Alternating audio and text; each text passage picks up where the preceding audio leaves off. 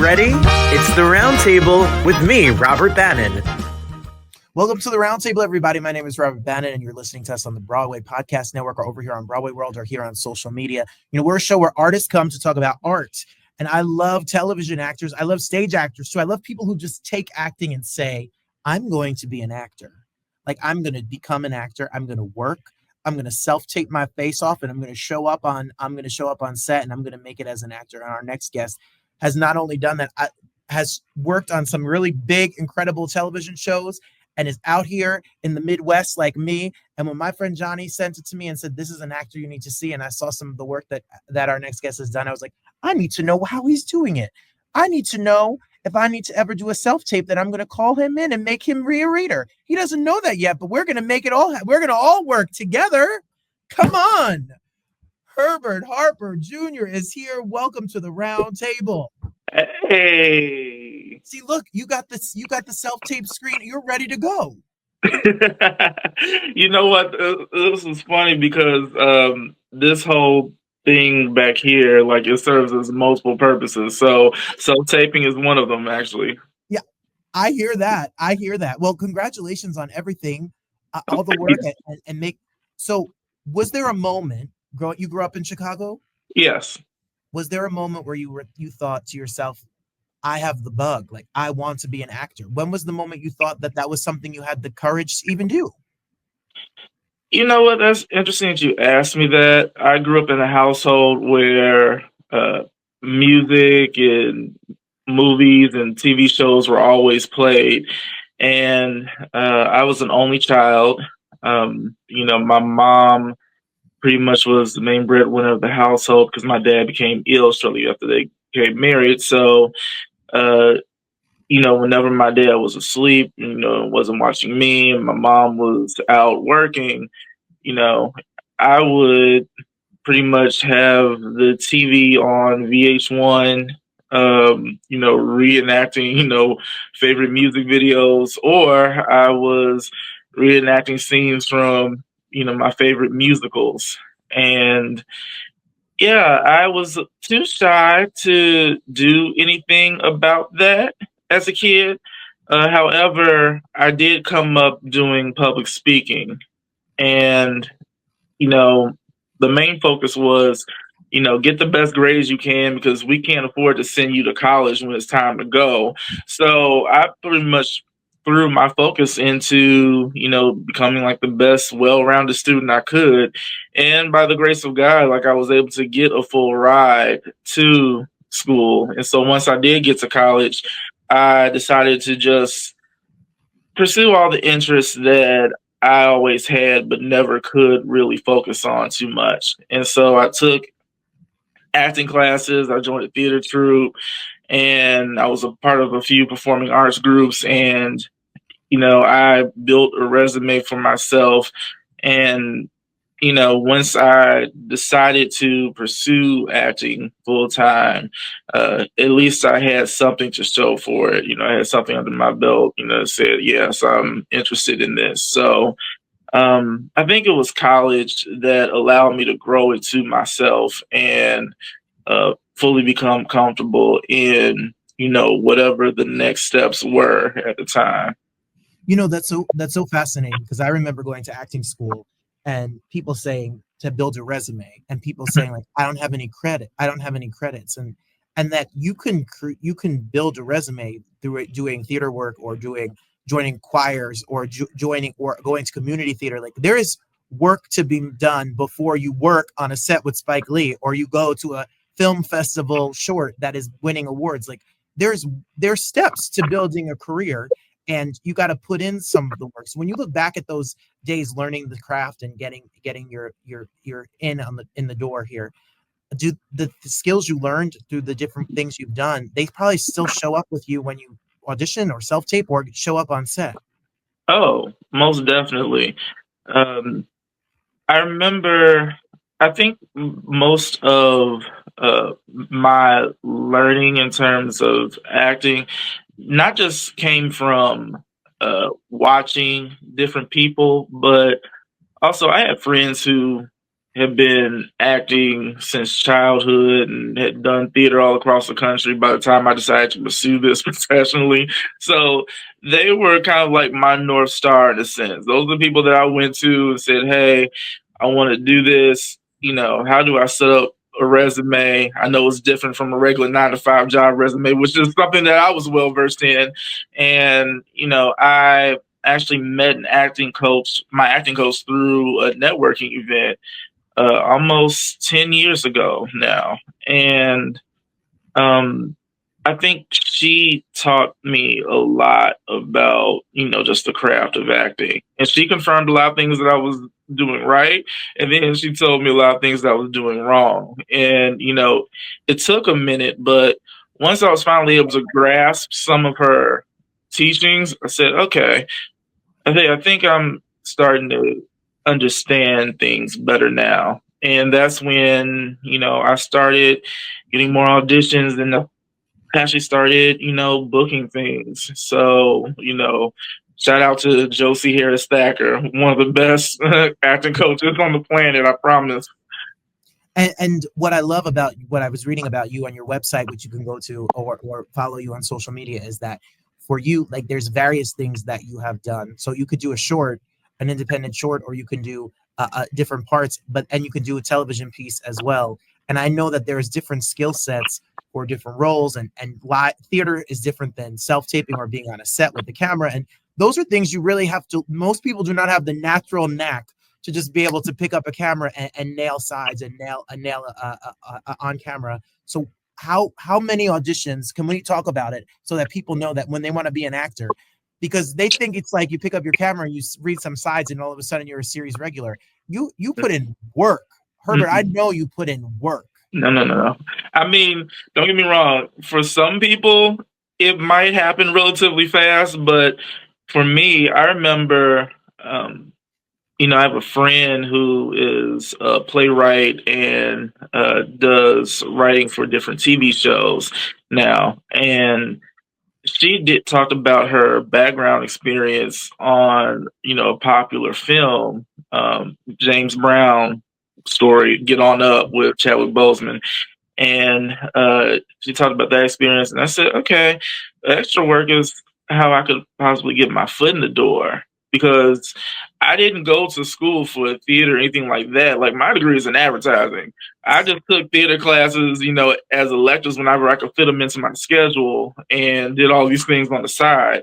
But, I didn't have the luxury of going through an acting program and things being set up at the end where I do a big, showcase and the agents are there and, sign you and all that stuff. If they like you, I didn't have all that. I had a get it how you get it kind of education. And so it took me almost a year just to get my first background gig, believe it or not. But, once I was in. And, after being on a few sets, I decided, okay, well, I would like to go from, doing background to doing stand-in work. I want to, do that and then move on to, getting an agent and getting, co-star or, and then become, series regular. Like, those were goals that I had for myself. And for the most part, everything kind of happened, in the order that I wanted, but by no means did it happen overnight. Like, I got my first co-star, like speaking role on a major production, probably end of 2023. And by that point, I had been acting professionally for about 10 years. So and it's a lot of actors who I've spoken to, like the journey to the steps of the business and how you get up to getting to these co-star parts and roles. I don't think people really understand. What was a moment that was there a moment where you said, like, this is coming true? Because I think as artists, they always tell you, you're never going to make money. You're never going to have a career. The fear of the business comes into play. So was there a moment where you felt divine intervention or the universe or whatever you believe in to say, like, I'm on the right track and to keep going? Because it's hard. There have to be moments where you say, I don't want to do this anymore. I was just talking to a friend about, there's just certain things that happen with me that kind of alert me as to what might be ahead. And so I know it's kind of superstitious almost, but it's so true, and it happens without fail. So if my right eye twitches, that means something great is going to happen. And I remember before I got my first background gig, my right eye was twitching nonstop. Now, mind you, it had been almost a year that I had been submitting myself for these gigs and I wasn't getting anything. And so my right eye just started twitching like crazy. And I said, well, what is this about? And it happened for like over a month. And then next thing you know, I got that. And then that gig led to the next one, the next one. And then even before I got my first, I guess did a web series some years ago. And right before I got that, I remember my right eye was just twitching, twitching, twitching. And I got a lot of gigs, it was pretty much the same thing. And so it just kind of was a reminder that I am on the right track. A friend told me years ago, work begets work, work gets more work. So I just kept putting one foot in front of the other, like my grandmother would always say. I love that saying, and I doing work, and sometimes you do work for no money. I know you've done independent shorts. I know that they're not paying your bills. I know you're doing it because that experience, that footage, that connection you make on a set, that person you meet in a class, the person you meet in a background set doing background work, like those are all people in community that you never know when someone writes something, needs somebody, and you build a group of people. I know community is really important in art. I wouldn't be anywhere without the community of artists that are my friends. How important is it for you to be with like-minded people that understand the hustle? Oh, it means everything because not everybody's going to understand your journey. Not everyone's going to understand what it is that you do or, the vision that, God has given you. And being around people who are doing similar things or things that you would like to do, it makes all the difference in the world because they understand you. It's kind of like an unspoken language there. Whereas, people who don't do that, I think my favorite thing that I was always asked by family is like, oh, when are you going to get off work? I don't know. Whenever we finish the last scene, whenever we wrap. And I'm not trying to be a smart ass here, but that's literally like, I literally don't know. I have a start time, I have a call time where I have to be there, but I don't know the end time. Listen, I have a story. This is not about me, but I spent a lot of years, a couple of years. I got my card, and I did my work for Saturday Night Live, being in New York. Just like you being on the Chicago shows is the Chicago thing, and in New York was SNL. And we were doing a pre-tape parody commercial, and it was my dad's birthday, and we had dinner reservations and show tickets. And I thought, well, at 6 a.m. call time, I'll get out of there in time for 6 o'clock dinner. And then 6 o'clock dinner, I did not get out of there in time. And then the 8 o'clock show, I did not get out of there in time. And 1 a.m., I got out of there in time. And people don't know the hours and the time and the life of a set, especially something that's taped. So what's it like to do Chi-Raq? What's it like to do the Chicago Med or the Chicago shows? Like what's it like out there in Chicago when these shows are out in these streets? Well, it can vary. I will say, Chirac, there were some, pretty long days, like at least 12 hours. And then I've been on sets, different shoots where we were only needed for a few hours and we were done. So it's like you never really know in advance too much. Sometimes, over time, like working on various sets, you get to run into the same people over and over again. And you get to know different people and like PAs and ADs. And once you have that relationship, you can get a little comfortable asking like, hey, what is the day looking like today? And then you'll have a sense of what's happening. But, otherwise, you never really know. I've been on some sets where I've worked as much as 18 hours, but for but I think since COVID, I haven't worked too much on um, anything that's filmed more than 14 hours because different, studios and networks have implemented policies. It was like, okay, we're not going to let you work more than, this amount of time. So yeah, but it varies. See, you could tell Herbert's a expert because my computer literally died and Herbert kept going and we made it happen. And if you're listening to us and it's a podcast and you can't see that, I just have to own up to my mess because that's what this show is all about. You just got to keep going, right? I He think just it's kept going to going. fall back in at some point. You could tell he is an actor. He saw the red light was on, it was recording, and he's going to tell his story and we're going to keep on going. And I could have just played it off, but no way. I got to give you kudos and credit. I was like, oh no, not the computer dead. So it was just 20% 3 seconds ago. So when you book a network show like Chi-Raq and Spike Lee's show, and or you book my cousin Adrian is the biggest Chicago fan ever. Like she wants to go to Chicago just because of the shows.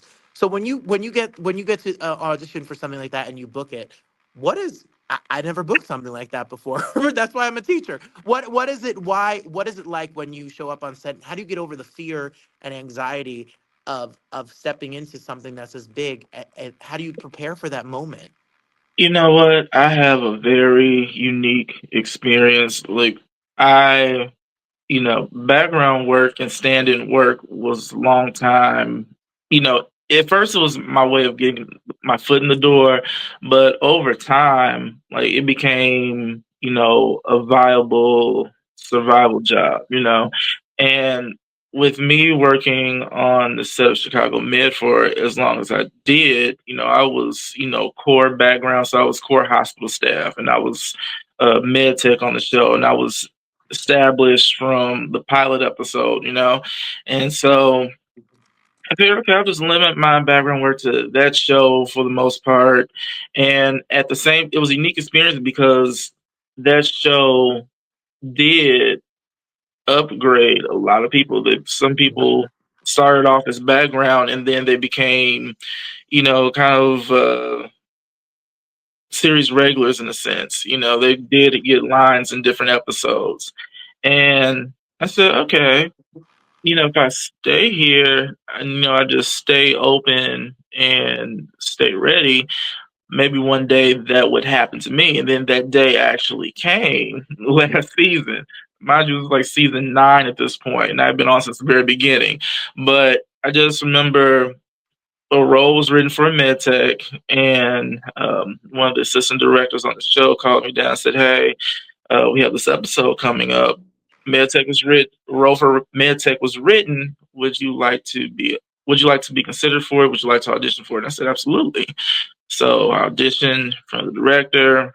Everything went well, and they ended up booking me. But that's because I guess I was there, and the people on set, they knew that I was an actor. Like they knew what I did on the side and everything. So no, I was grateful to be considered for that. But in terms of stepping onto set, there were some jitters because it was like, okay, this is my first major thing. And I'm in front of people that have known me for years, in a sense. But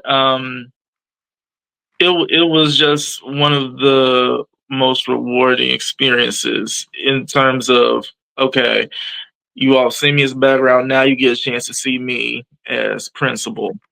And there were some nerves, but you remind yourself of all of the no's that you got, all of the people who doubted that you would ever make it this far.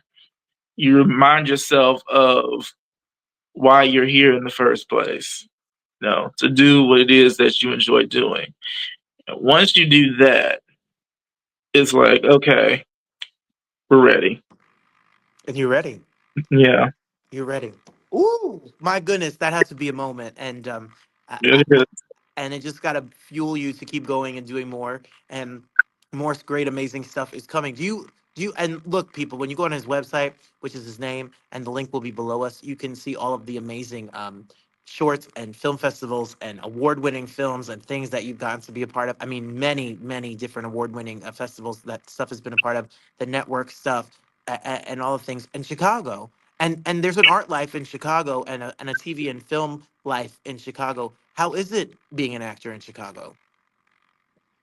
I think it was Michael Douglas. I saw a quote from Michael Douglas years ago. It's like, uh, you know, New York is where you do theater, LA is where you do films, but Chicago is where you become great. It was something to that effect. And you know the the acting community is very small, theater community is very small. um Even just the sub community of crew people that work on the shows is very small, but however everything is intertwined, and it's like everything is still very small on a broad scale, and we all know each other. But it's very great. Like there's some great things happening in Chicago, and there's more to come. It's grown tremendously. For a while, Chicago was just known as mostly a theater town, and occasionally films would come here. I mean, we have Ferris Bueller's Day Off, The Untouchables was partially filmed here. All these classic films, and of course, a lot of commercials as well.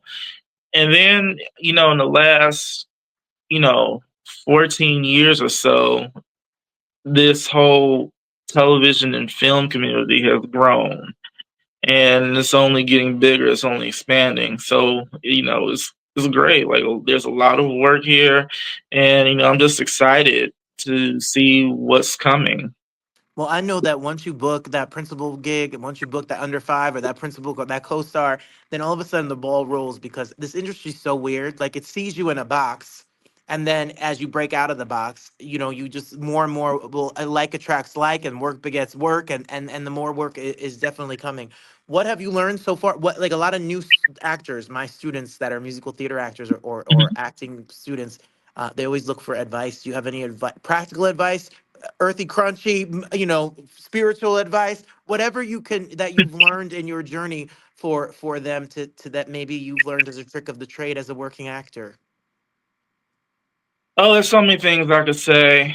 And these things don't necessarily pertain to acting, but they can pertain to, any job, any career. Just show up on time, and by on time, be a bit early. Um, Being the last person to leave, not being difficult. Um, just doing what's required of you, and even doing more. You know, uh, those simple things have gotten me job after job after job. I can't even begin to count the number of times I've been told, "Oh yeah, you're so easy to work with. Like we'll work with you any day." There's and it's sometimes it's not even about how talented you are, or how many skills you have. Sometimes they just want to go with somebody who they know is going to deliver, is going to show up, and I've gotten so much work by that. Just having a strong work ethic, super important. Um, Lean on those who have shown that they love and support you, because that's going to be very important. Having that community, as you mentioned earlier, um, makes all the difference, especially on days when things aren't really going well, or you didn't get this and you thought you were. Um, Having those people in your corner, very important. Keeping God first, and just making sure that you're doing this for the right reasons, and the right Mm. reasons being because you love it. You can, and I feel like that goes for any industry or any career, any job, but it really applies to being in entertainment in general. You have to do it because you love it. You can't do it just because of whatever glitz or glamour you see or perceive things to be. because a lot of times the whole process of just being on set is not that glamorous at all. There's a lot of downtime, there's a lot of waiting, and there's a lot of long hours. Um, there's going to be times where you might be in bad weather. There's going to be times where you're going to be in good weather, and you just have to adapt to the circumstances and keep going. So, just make sure that you're doing it for the right reasons, and yeah, I think those are the main things that I would give as advice. Well, look, someone once told me if there's anything else you love as much as this, go do that because it's hard. But if you love it and you wake up every single day and you can't do it with anything else, and this is what you love to do, then you're stuck doing it. You got to go out. You got to go out there and you got to do it. And that's it's really is like a call. It's a calling, and It it is. is. Don't do it for Instagram followers, and don't do it to be famous and make a lot of money because it's a lot more work than that. Um, it sure is. So, what's the next goal? What's the next thing on the radar? What's the next box we're checking off this year? uh, to just keep going and keep doing more. I do have a short film that's coming out relatively soon. It's called The Knock. Um, you know, it was produced by Jay Stovall, directed and written by Chris Searcy, Music Boy Media. I'm looking forward to the release of that. And yeah, that's the only immediate thing right now. And it's so funny because people, who aren't actors or aren't in entertainment, they'll always ask, "Oh, what's next? What What's are you, next? what are you working on?" I'm like, I don't know. It like, and the funny thing is, like, the answer to that could literally change tomorrow. So, like I say, just stay open, stay ready, and I'm open and ready to receive all that's to come. So, The work is more, lots more coming. So we're gonna put below us, everybody, the Instagram link so you can follow Herbert Harper Jr. so you could stay up to date on everything that's to come. And then we also put the website below so if you got anything. And then we look forward to I'll be following because I'm ready to see you on my TV screen, on my film screen, on a stage somewhere. The best is truly yet to come. And the advice you gave today to everybody that you told the stories to, and that your advice and your journey is going to help the next generation of actors out there for sure to put in the work. So that's a great blessing to them, and it was a great blessing to have you here on the show. Shout out to Johnny Lee for hooking us up and making this happen. I He's a nut. He's a nutcase. absolutely. I'm so grateful that I got to meet you, and I look forward to seeing all the great work you're going to do. Likewise, thank you so much for having me on your platform. I love what you do. You keep going as well because I've been ever since John introduced me to your platform. I have been watching your interviews, and I just love your energy. I love your spirit, and I hope to keep coming back on here. This is Yes, fun. come on. Anytime. We need to keep a standing thing where you could just talk about being an actor and being out here and what you got going on because I think it's so valuable and helpful to so many people. So please come on all the time. Oh, listen. As long as the door is open, as long as the invitation is said, I will be here. You You know, just us Midwestern people got a 60. I'm Midwestern. Oh my, what happened to my life, Herbert? When did I end up here? I grew up 1 mile from New York City and now I'm in Michigan, which is so lovely. I love it because you for love, and that's what it's all about, and that's so is the work. So thank you so much for being. I'm ready for part two. I look forward to it.